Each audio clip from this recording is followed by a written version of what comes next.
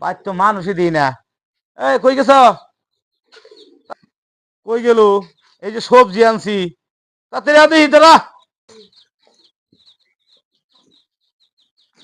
এই কানা ঘরে কানা, এই লাউ পাতা ছাড়া আর এই মূলা ছাড়া বাজারে আর চোখতে দেখো না কোনো তরকারি? হ্যাঁ, এই মূলা খাইতে খাইতে ঘর ভরা পোলা বায় পুতা মিলে যায়। হুম পাড়ো গন্ধর সুদে ঘরে তো থাউন জানা কি পাতা ফা দে গন্ধ কি বেশি।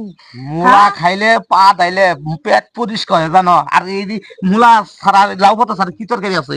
বলছি তোমার কাছে কোনো তরকারি নাই, বাজারে কত রঙের তরকারি আছে, তুমি মূলা ছাড়া আর লাউ পাতা ছাড়া চোখে কোনো তরকারি দেখো না? কি আনবো? হ্যাঁ, গরু গোস্ত? তাই করবা।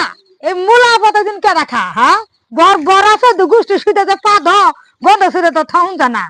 হ্যাঁ, দুর্গন্ধ কেন কি রে সহ্য করে? গরক শুদ্ধ কি রে? এই সারা রাত পা ধো দিনের বেলাও কাইতে কাইতে পাত মারো বুঝছো, বললো গন্ধ কেন সহ্য করে? পাত দিলে হ্যাঁ, পেট পরিষ্কার থাকে, তুমি জানো?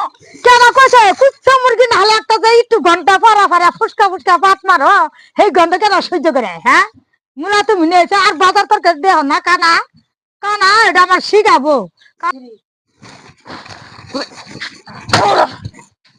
খাবো না। দেখছো